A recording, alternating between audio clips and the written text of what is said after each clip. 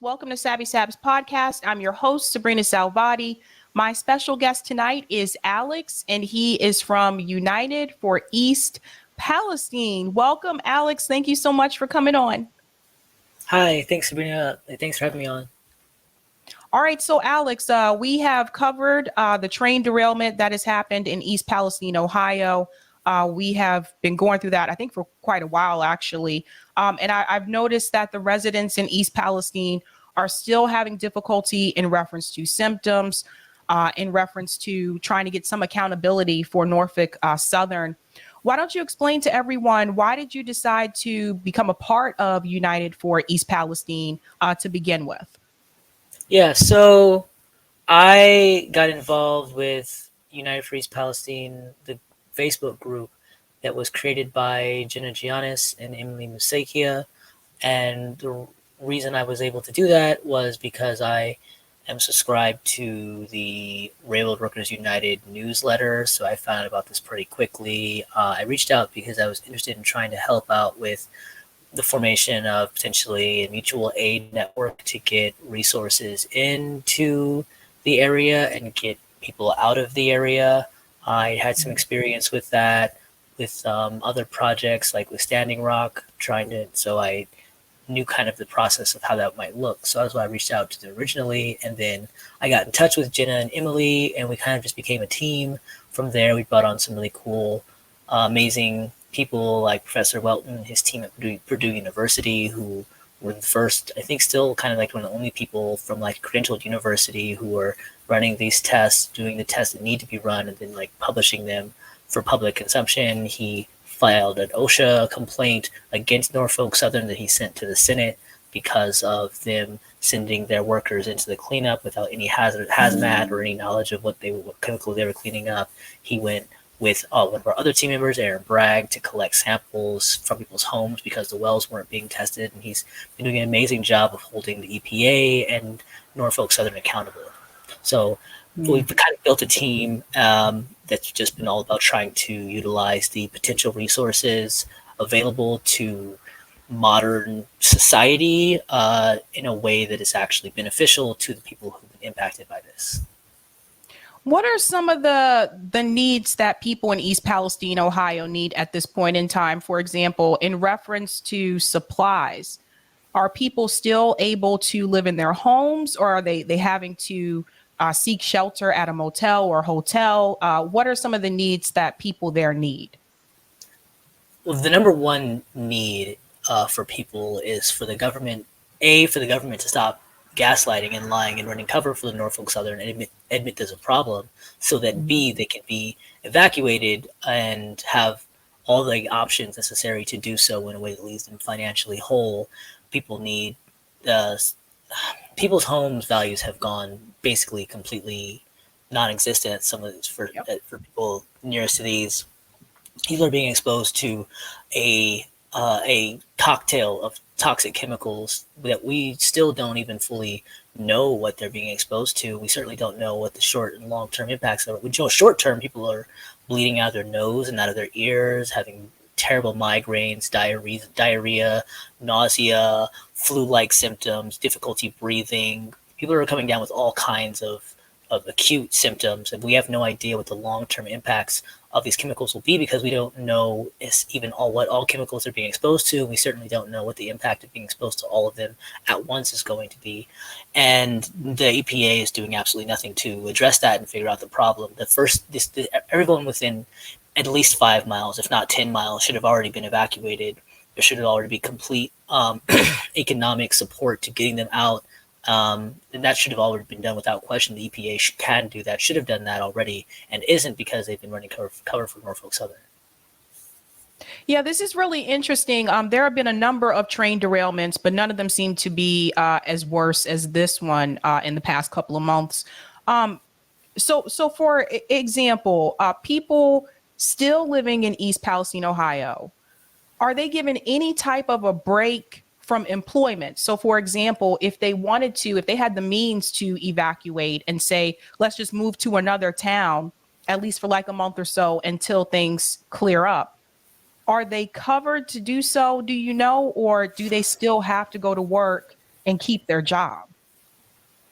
That depends on the employer. Like, there's no official government order telling employers they have to let people evacuate. And there's also Norfolk Southern has been providing financial aid to certain people within a 1 mile zone from the derailment site, which is, there's no scientific basis for that. It's a totally arbitrary zone. All the data that we have suggests that that zone should be at least 10 miles. And the issue is with that is there's no legal, like, the government isn't doing anything to give people that ability to leave. I mean, you can't. I Still. mean, even if, yeah, that's none, zero. Norfolk Southern is providing a little bit of support, but they're doing it in the most intentionally inconvenient way possible. You have to go down to their site. You have to bring all the paper receipts. They make it as difficult as possible. A lot of people are reporting that the people who actually work there are trying to gaslight people, tell them that maybe it's all in their heads. There's a lot of problematic behavior with all of this, and that's by design. Of course, that's what Norfolk Southern is going to do. That's their financial incentive, is to minimize and to do as little as possible, while creating the public relations perception that they're doing as much as they're doing a very good job. Which is why you have the CEO always coming out saying, well, we're doing right by these people, when in reality what they're doing right is by their stockholders, trying to create the public perception while also minimizing their costs, and the government is helping to do that. Yeah, so technically, here's what I feel should be happening at this point in time. They should be offered some type of stipend so that they don't have to stay in East Palestine, Ohio, and still go to their jobs, because that's another part of the problem. Even if they do evacuate to another town, they still have to go to work. Like, people still have to be able to pay for food, like groceries, like things like that, right? So they should be offered some type of stipend so that they don't have to even travel back into East Palestine to go to work if they were to evacuate. They should also be offered some type of stipend so that they can have another place to live, at least for the time being. Who knows how long this could take for that town to be fully clear of those chemicals. And then the other issue is, and we brought this up multiple times on the show, I honestly think that people in East Palestine, Ohio should be able to get some type of single payer health care, just like residents of Libby, Montana were able to get after they were exposed to asbestos. And this happened under the Obama administration. Do you know if anybody in East Palestine is even aware of what they could actually be fighting for? Do you think they're aware that they should be advocating for some type of single payer healthcare, especially considering the symptoms that a lot of them have? We've been looking into the option for the president to give people Medicare for life for this. There's some steps we have to take. We've mostly been focusing on the steps we have to take to get there. So Okay. in order for us to prove that there's a need for that, we have to get toxicology, we need blood tests, we need actual credentialed medical scientists to do the test to show that these chemicals are there. We need the data and also the scientific studies that show that why these things are dangerous, both in the short term and the long term. We need to document all of the symptoms people are experiencing, and then make it very clear in a way that cannot really be contested that these people need, that there is going to be a short and long term impact to health that is people are going to experience directly because of this. So that's what we have to prove first. And then once we prove that, I think then we have a solid basis for all of those other arguments. Our main challenge right now is the government has been very clear in its desire to gaslight the people who are experiencing this and run cover for Norfolk Southern to continue with the story of nothing to see here, everything is fine, minimize the story, try to keep it as small as possible. Everyone knows about East Palestine. A lot of people aren't aware that East Palestine and the train derailment itself was not even a mile from the Pennsylvania border. People Right. in Pennsylvania are impacted by this just as much as people in Ohio are, and more significantly, that plume went extremely far. That we have now people who are reporting from Ontario, Canada, and upstate New York that they're getting blood tests showing that first they're reporting the exact same symptoms that we have found reported in the informal survey that we put out for people in the immediate area, the exact same types of symptoms, but also now they're getting blood tests done and finding out their blood and muscle work is coming up positive for vinyl chloride. So we now are building the evidence case that this is a toxic chemical attack, or essentially that gassed millions of people all across the Northeast. It's one of the most poisonous chemicals, and that's just vinyl chloride. We don't know what else they were exposed to because they can only test for something if you know it's there. So there's all kinds of chemicals that we still need to test for, not just around in and around the area of the train derailment, but all people who are being impacted by the plume. There's snow that's coming down that people are showing has all kinds of crazy chemical properties. We need to get those tested. There's so many tests we need done just so people know not just that they were exposed to chemicals, but what exactly chemicals they've been exposed to, so we can find out what the long-term impacts of it. This is something that isn't just going to affect people of East Palestine. This is something that is directly impacting people all across the Northeast, and in a way that we don't even know. Just for example, vinyl chloride is so poisonous, it's so toxic, that when a study was done on mice, and just quick addendum, I also don't agree with, running experiments on mice. That's unethical in Mhm. itself. But an experiment was done by purposely introducing mice to the safe level of vinyl chloride, and after they died, they tested their liver panel and found that they were all underneath the safe level of vinyl chloride exposure, and 100% of them got cancer. So this is a chemical, and that's just vinyl chloride. We don't even know what other toxic chemicals they were exposed to because we can't test for them because we don't know what they were. People need full spectrum toxic chemical analysis, which is very expensive. This is why we've been working with Dr. Galam and her team at University of California, San Diego, and we were trying to get the funds to get those tests done. But at some point, the United States government needs to step in and do those tests because they have the capacity, they have the money, and they should have already been doing this, but they haven't been. And what we need to do is show that this picture is so much bigger, that the people impacted is so much wider than what anyone's talking about, and we need to make people aware of how big this problem is. Has the governor of Ohio or the congressmen that represent that district, have they contacted or reached out to the President Biden's administration? And I'm asking because President Biden, from my knowledge, has not visited East Palestine, Ohio.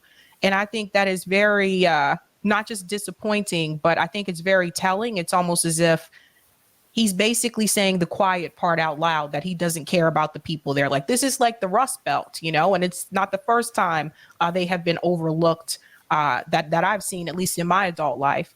So I think that I wonder if there's been any type of push from local politicians contacting Joe Biden's administration. Do you know if that's happened, and if there's been any type of response into reference or not they're actually going to make a visit there? I can't speak to what local politicians have personally done. For the most part, the city council seems to be basically accepting all of the gaslighting that they have been inundated with by the EPA and by Norfolk Southern, and are essentially just sort of. I mean, these people are. None of the people in the city council are qualified really to handle a problem of this scale, or even to have any idea of how to really address it. They're listening to the experts, and those experts just happen to be people whose motive is to gaslight them and tell them everything is fine, whether it's Norfolk Southern, who just clear profit motives, or the EPA that's just become a corrupt organization that serves the Mhm. purpose that seems to be literally the opposite of what it was originally supposed to do. It was supposed to be a watchdog element to protect the environment from corporations, and instead become a guard dog element to protect corporations when they damage the environment. So it's a pretty topsy-turvy world we live in. What are medical professionals saying about the patients symptoms that they're having? Has there been any report from the hospital or anything like that? I know they've had a couple of town hall meetings. Has there been a medical professional, to your knowledge, present at those town hall meetings to deliver any type of report? No. Well, the problem is that most of the local medical professionals are under guidance from the CDC that they can't diagnose anyone with toxic chemical injury if they're more than a mile away from the site. So there is just so much um, intentional gaslighting and obfuscation regarding this to try and minimize what's happening at all kind of official levels. That's why we reached out to, or that's why we were working on bringing in professionals, medical researchers like Dr. Ghulam, who is a very respected medical researcher who worked and is still working on Gulf War illness and helped to prove that Gulf War illness was caused by the United States government. And because it's a toxic chemical injury, so this is her kind of specialty field, and she reached out to us. So we've been trying to help her get what she needs to get blood tests, to get the firm scientific backing to say, hey, these are toxic chemicals, these are dangerous. So allow people to gather the data to show that this isn't something that just impacts people from a mile out. This people are being impacted as far, like, we don't even know how far, but there's good evidence it's as far away as Ontario, Canada. So we need to gather that evidence so we can show it out scientifically to show how big the impact zone is and really prove the scale of the problem. And that by that way we can, and the only way we can do that is to get people like you and independent media and people at large to also grasp the scale of this problem. This isn't just East Palestine. This isn't just the area around East Palestine. This is the entire Northeast has been impacted by this, and we need to get testing done to prove that. Yes, because we've seen these incidents of environmental and chemical spills and environmental pollution in the past. We saw this with Flint, Michigan, where politicians came in and they said that the water was safe to drink. The water clearly was not safe to drink. So that was still an ongoing issue. When you look at Flint, Michigan, Jackson, Mississippi, similar thing. And then also I did see that Erin Brockovich made a visit to East Palestine, Ohio, because she's very familiar with this type of pollution, this type of contamination that residents have had to deal with before. And they're not alone. This is happening all across the United States. Now, this is probably the biggest case that I've heard of this year so far. But you're 100% correct in the fact that when I watch mainstream media, I rarely see them talk about the situation. And when they do, it seems like there's a lot of gaslighting, like you were saying, or there's a lot of excuses that are being made. Seemed like forever for Pete Buttigieg to even make an appearance in East Palestine, Ohio. I saw other former politicians make appearances there before he did. Joe Biden still has not shown up. And some people feel like the reason why this particular situation is being neglected or ignored is because the residents in this town in particular heavily supported Donald Trump. And yet at the same time, we saw Donald Trump visit East Palestine, Ohio, and give them supplies. How do the residents feel, from what you've been able to gather, about the lack of political support from the current administration and versus the previous administration, which was Donald Trump? I think it depends on who you ask. There are some people who, are Trump supporters. There's a lot of people who aren't Trump supporters. There's most people who just want someone to do something. At the time when Donald Trump came to visit, a lot of people, said it was, a great thing. But in terms of the long-term impact, it wasn't really much. It was essentially what it appeared to be, which was just kind of a stop on his campaign trail. As to whether or not this would be getting more support or more interest if the people, or more political support if people involved weren't in a county that voted for Trump, I would just point out that Flint, Michigan, I'm pretty sure is a solidly Democratic county, and they haven't gotten any help. Barack Obama personally went there to gaslight them. So I guess maybe if it was a blue county, maybe President Biden might have shown up to gaslight them personally instead of using a proxy EPA member to gaslight them, but I don't think it would really change their overall reaction because they're not motivated by any sort of duopolistic partisanship. They're entirely motivated by their desire to protect Norfolk Southern and other corporations that they're beholden to. Are people being encouraged to wear a mask outdoors in East Palestine, Ohio? Not to the extent that I'm aware. Some people are wearing masks. From what we've seen, nobody should be within like 5-10 miles of this without a hazmat suit on. People are being exposed to these toxic chemicals willy nilly. They're digging it up. They're exposing other people. People are bleeding from the ears. We have people who are bleeding from the nose and from their ears, and nobody is helping them. And we don't the long-term impacts of this we can guess at, but it's only speculation because these we don't even know what all chemicals they're being exposed to, and EPA has been doing nothing to find out. They've been running overtime to tell people that it's okay, and that's just, and this is like the fact that anybody is even there and everybody hasn't been evacuated is entirely because of the EPA running cover and obfuscating and lying to people and telling them that it's fine, even though we have the data. We are a small team of people who were able to gather enough data to find out people need to be evacuated just based on the reports of egregious toxic chemical injuries and sickness, and knowing that just with a quick conversation from a few medical researchers like Professor Dr. Ghulam telling us what the long-term impacts of these could be, and just, a Google search of some of these chemicals, we were able to see that there's absolutely no reason not to, like, there's absolutely no good reason that people haven't been evacuated outside of just being corrupt and pursuing financial interest. And Right.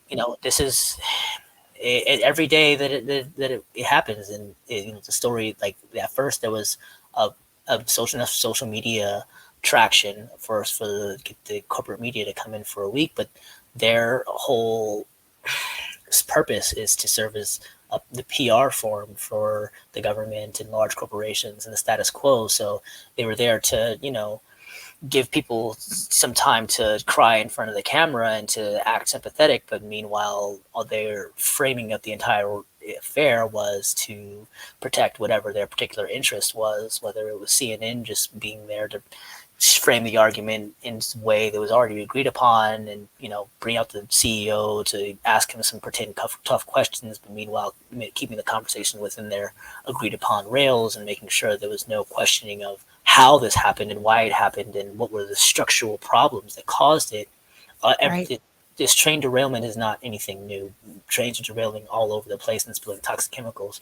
The most egregious part of this was they set it on fire. That's, I think, the thing that's unusual about this. If they hadn't set the train on fire, they would have poisoned this town and nobody would have even cared or heard about it. The only reason why people heard about it or cared was because they then set it on fire and created this gigantic, very ominous looking plume of toxic smoke that covered the entire Northeast. That's the only reason that it made headlines. Otherwise, they would have been able to just quietly poison this entire town without anyone even knowing. That's right. I want to show everyone how you can help United for East Palestine here. So there is a GoFundMe, United for East Palestine Evacuation Fund. Don't. That's not the one that we use. No. Yeah, we stopped using Go. We stopped using that. Oh, That's the GoFundMe account. okay. We haven't been able to get them to even send us our money. We have a donor box. I can post it up right now. Yeah, if you put in the private chat. Okay. So disregard that one, guys. Sorry. Yeah. So we originally were trying to raise money to keep people evacuated because that's still our number one priority. What we found out was that the main obstacle for that was that the government was gaslighting people and telling them there wasn't a problem. So we kind of shifted our priorities in terms of fundraising to help pay for the studies and tests we need to get done to show that there is a problem. And that way we can activate the available sort of government machinations to get funding to people or to fund like things like Medicare for life for people who have been impacted, to get the testing done to find out how far the plume went and what the long-term impacts of people who are exposed to these chemicals, throughout the Northeast are going to be, and how to mitigate those responses with the ecological impacts. All of that's going to require an egregious amount of money. There's no way we can raise that amount of money. We can raise enough money for us to do the initial testing to prove it needs to happen. And that's what we're trying to do here. Some of these tests cost thousands of dollars per sample, which is why it's such a big price tag.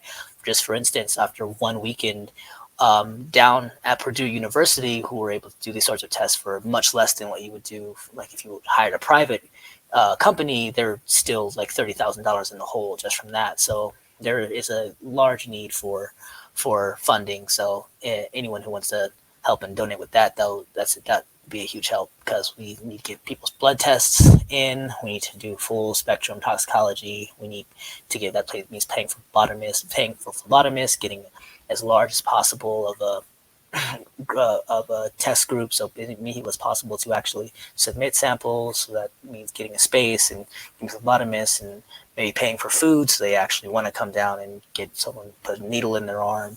There's and find out, especially because we know the area could be as far as Ontario, Canada. We're talking about upstate New York, Connecticut, and the more testing we can get, the more data we can gather, and the more we can paint a complete picture of what's actually happening. Awesome. Eric has already put the link to this in the chat. So far, I want to show everyone they have raised over $3,169.05. There's 43 donations. The goal is $100,000. So that link is in the chat, guys. So please help out if you can. I mean, this testing is really important, and obviously the U.S. government is not willing to pay for it. Surprise, surprise. To help people there so that they can have a case to call for evacuation and give people the resources that they need, because I feel like this is going to be an ongoing issue, because even people who may not have symptoms right now, that is not to say they may not have symptoms later on. And for people who do have symptoms now, that maybe their symptom is only the migraine headaches, so to speak. I say only, but maybe that's the symptom that they have right now. Who's to say that 5 or 10 years from now, they're not going to have more serious problems? They're not going to, start to show like symptoms for cancer and things like that. So that's the thing about this type of chemical spills and pollution, corruption. Like, this can come back years later. So they may not feel it right now, but they could feel it later. So it's very important that they get the help that they need. Yeah, and I also really want to impress upon you and your audience, this is not something that just impacts the people of East Palestine or the people around the East Palestine area. If you or anyone you know lives in the Atlantic American Northeast, this is something that you face being directly impacted by. If you know someone who lives in New York, Connecticut, or Ontario, Canada, or Maine, who says that they smelled any of these chemical smells, it means they were exposed to it. If you have any reports of the acid rain that came down in your area and the chemical sheen coming from your snowmelt, you're being exposed to these chemicals. Everybody who has any interaction with these chemicals, we're talking millions of people, have been exposed to these chemicals, and we don't even know what chemicals those were. And if we don't get those answers, we will never know, which means it will be impossible to prove. We won't know how to treat it. The only way that we can find out is to get this testing done, and to get it done as soon as possible. This is not just an East Palestine issue. This is an entire Northeast of the United States issue. We don't know how long some of these chemicals are going to last, because when you set chemicals like vinyl chloride and other carbons on fire, they create new chemicals. We don't even know what those chemicals are, because those tests haven't been done to find out what was even released. And the only way that we can find that out is to get the testing done. And as these chemicals go into people's water supplies, into the rivers, into the lakes, they can go as far down all the way to the Gulf of Mexico, all the way through the Ohio River down to the Mississippi, through New Orleans, out into the Gulf of Mexico. We don't know how poisonous some of these toxic chemicals are, because we don't even know what some of them even were, because we are testing for the chemicals that are in the rivers and streams around East Palestine, but it was a plume, so there might have been some chemicals that stayed low while other chemicals went higher. So we don't even know what was exactly in the plume that went over the Northeast. We do know that it was enough for it to have an impact, to have a smell and snow melt, and to create the exact kind of chemical sheen that was in the snow melt that's now in the rivers and creeks around East Palestine, which is a gigantic amount of chemical exposure. To smell any of these chemicals, you're already being exposed to over the limit for most of them, for vinyl chloride specifically. And if it's in your snow snow. It's going to be coming, and you're going to be smelling it as long as it's melting, until the snow melts all through spring. And we don't even know what else is going to be into the environment. We need to get these tests done. This is not just an East Palestine issue. This is a very, very large issue that impacts the entire Northeast and possibly half of the United States. So very much very much an issue that impacts all of us. Yes, I think people really need to understand this. I want to share this little clip here. Now, Second Thought was one of the content creators that actually traveled to East Palestine, Ohio. I want to share this piece here where he shows where they believe the chemicals may have flowed to. Give me just a second here. Attached to everything. We have VOCs in our home every day. Plastic products, we have VOCs. There's a certain level. And when they set those off, the controlled burn, they attach to everything. Fabrics, plastics, everything they just attach to. So they told us to throw away, your Tupperware, your plastic stuff, clean all your stuff, deep clean it. But they said, well, don't use chemicals and stuff like that. One thing that just came to mind, all of this testing is being conducted by Norfolk. All of the testing being done right now is 100% Norfolk. They are outsourcing it to companies, and they are coming in here and doing it. The testing that's being done, the air testing, is just oxygen testing to make sure the levels are okay. It's not being tested for toxins and stuff like that. I talked to a guy earlier on the street, and he is actually checking these boxes, and he couldn't even give me an answer of what they're checking for. He just says toxins, but they don't even know.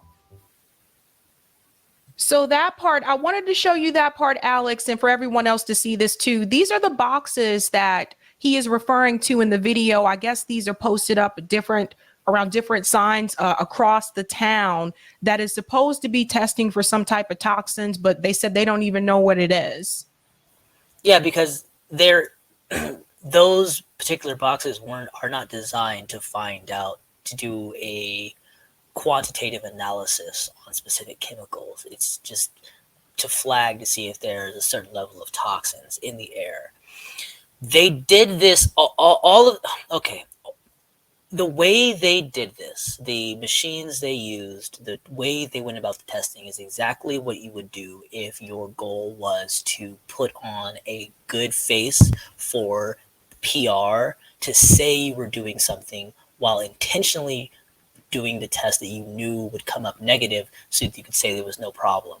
It is the exact opposite of what you would do if your goal was to acknowledge with a clear-eyed perception of someone who has a basic knowledge of organic chemistry that toxins were definitely released, and the goal of finding out exactly what toxic chemicals were released and to protect people to the extent that you possibly could to get them out of harm's way. They did the exact opposite of that and did everything they could to keep people in their homes, to tell everyone that it was fine, to run tests they knew would come back negative, and to obfuscate on the issues and try to paint a face of saying that everything was good when they knew that it wasn't.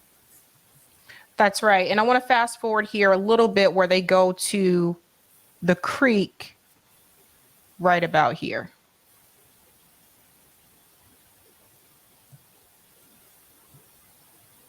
Whoops. I don't know why it does that, but there we go. Increased scrutiny. And as a response, very early on, the company announced that it would not only continue conducting air and water quality tests, but would clean up the contaminated soil near the crash site, preventing further contamination of the water with a new dam and water bypass, and would be offering compensation to some of the residents of the area. Of course, as with most corporate promises, what's said and what's done are two very different things. In fact, some of their efforts to look responsible are actually making matters worse. They're airstripping this, which means the vinyl chloride's coming out of the water and going into the air. Don't let your kids ride their bikes down there. I saw a bunch of kids down there watching these guys pump this water. Stay away. It's going into the air. This needs to be airstripped in a container. You see these rain for rent tanks all over town? They need to be spraying and aerating that water in those tanks and then vacuuming off the air and cleaning the air and capturing it. Right now, that stuff's going right into the air. So if you live adjacent to a creek that's experiencing this aeration, you need to keep your windows closed and you need to watch it very, very carefully. And we need to work together to get this practice stopped.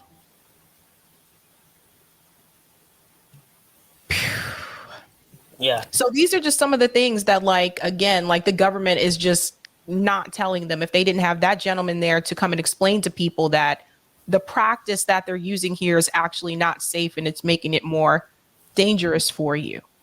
Yeah, that's what I say what I mean when I say everybody within this vicinity should already be evacuated, and they know that.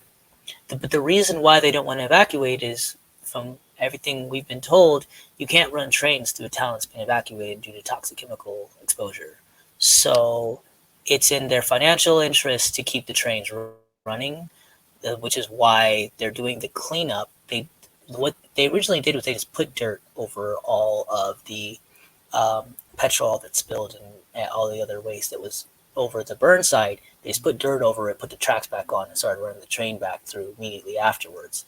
Because of the outcry, they are doing the cleanup, but what they're doing is they're doing it one track at a time, taking one track out, moving that train track, cleaning out that part, and they're going to put more dirt in, and they're going to put the rails back on, and then do the other side, which of course will contaminate the entire other side as they're cleaning it.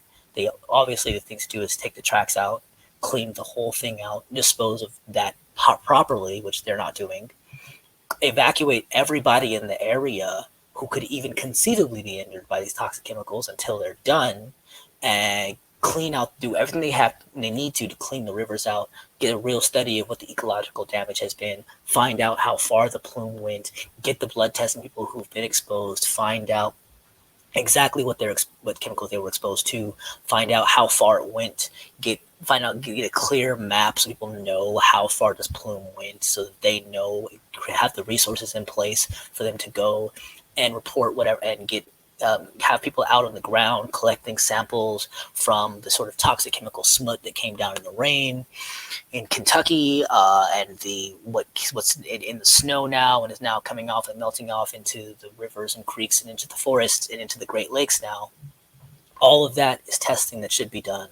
All this is a story that should be continuously reported on by everybody in the media to talk about, because there's so much of this story that's not being talked about that needs to be extreme amount of interest in why Norfolk Southern set this fire in the first place, what the potential ramifications of this are, why one car was burning, but they set 5 cars of vinyl chloride on fire, as well as cars full of frozen vegetables, and then claimed that they wouldn't explode. But then why did they set all this other stuff on fire? And also, what reason did they have to think that it would explode? Because everyone that we've talked to with knowledge of how vinyl chloride works makes us think there was zero danger of the vinyl chloride exploding. So there's just so many different inconsistencies with the story. There's so many people who can't seem to get their story straight. It doesn't matter if you're a corporation. Setting something on, creating a fire that harms people is a felony. Conspiring to hide the fact that you're poisoning people is a felony. Poisoning people is a felony. These are war crimes. Like, gassing people with vinyl chloride is a war crime. And we're talking about millions of people who have been impacted by this. And there just needs to be complete clarity on what the worst case scenario is. And because in disaster mitigation, you assume the worst case scenario. So what is the worst case scenario? The worst case scenario is that a gigantic plume of toxic chemicals was sent out over the Northeast and is going to poison everybody who's exposed to these chemicals, as well as go into the rivers and creeks that go into the Great Lakes, and then also into the Ohio River that will go all the way to the Gulf of Mexico, through major cities like Cincinnati and Atlanta and New Orleans, and multiple nature preserves, exposed into multiple municipal bodies of water, into the Great Lakes, and expose people to a cocktail of toxic chemicals that many of which have been found to individually be extremely toxic by themselves, but we have no idea how toxic they would be when exposed to a multitude of it at the same time, that will last for years, decades even. Some of them being dioxins, which last for billions of years, last for just as long as plastics. And they cause women to become infertile and major health defects, and they build up in the human body for lifetime exposure, being 1 part per trillion. And we know that in the soil just around East Palestine, it's been tested, we're looking at 100 times that. And these are all issues this is a gigantic health issue that affects so many people, and that is part of a a much larger problem of total, just like absolute failing of our infrastructure. The train wreck was not a egregious event in terms of, it was not an unusual event. There have been multiple gigantic train derailments just since this has happened. Norfolk Southern has made around $2 billion since this derailment happened. And there's all just around Ohio, a chocolate factory blew up, killing possibly as many as 12 people.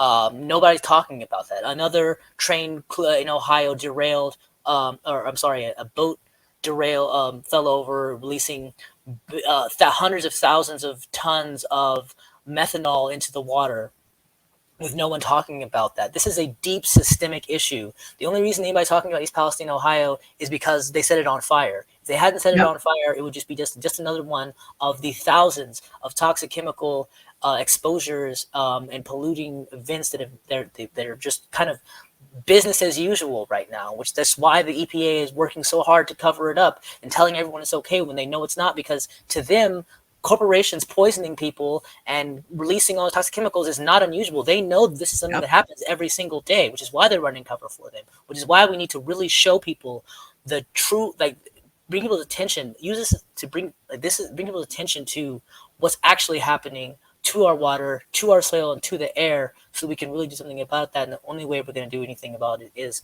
by coming together, shining a light on this event, getting the help people need here in and around East Palestine and impacted by the plume, but also how do we address the substantive issue of making sure that this stops happening.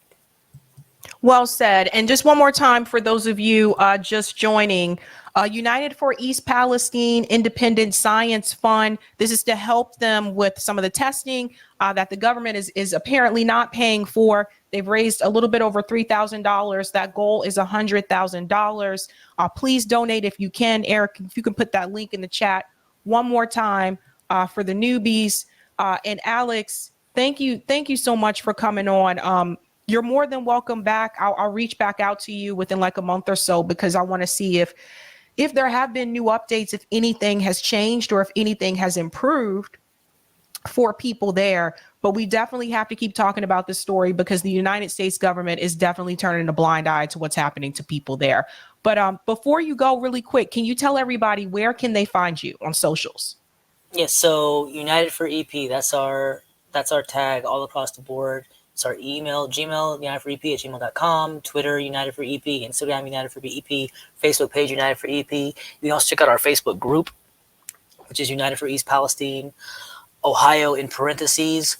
We are working with some awesome organizations like River Valley Organization, and we are trying to organize a summit of organizations all over, from anywhere and everywhere, with an interest in addressing the long-term question of how do we stop this from happening? How do we put common sense reformations in place so that we can just have three basic, not common sense things of clean air, clean water, and soil you can grow food and it's not going to poison you. And these are systemic problems that need to be addressed, and not tomorrow, not in a year, not after next election cycle. We need to come together and treat this as the emergency that it is right now. So if you're interested in participating in that, send us an email, follow us on Twitter, follow us on Instagram, Facebook, etc. Help us get the word out. If you know anybody in independent media who would let us be on their show, let us know. We're trying to get in front of as many voices and as many faces as we possibly can. We have other people besides myself who are also interested in being interviewed. I just happen to be someone who he made available more often, because a lot of these people have full-time jobs, but there are amazing people who are doing amazing work. People like Professor Welton and his team, Purdue University, have information that is absolutely vital to get out. We're trying to get them in front of more people's faces so more people can find out the information that they have. People like Professor Galam and her team on the medical side. We're trying to get. We've created a website so people can put in information so we can get a clear map of exposure maps to find out how far this plume is spread. We have high split models. We are doing everything we can to put out information. So anything you can do to help us put the word out, thank you. Awesome. Alex, if you can DM me those links, and then I can add them to the video when the live stream is over. I can add those links for people so they can just click right on those. Okay, awesome. Thank you, Sabrina, for having me on and for helping us get the word out. Really appreciate all of your viewers and everybody. Thank you so much. Anytime. Thanks, Alex. Bye. Okay, guys. We have to keep talking about that situation in East Palestine, Ohio. More people need to know about what's happening there. Some people I've talked to didn't even know this was a thing, which was kind of surprising to me. But that tells you about the role of mainstream media and how they're covering this story or choosing to not cover this story anymore since Pete Buttigieg has been there to visit. So we have to keep talking about this.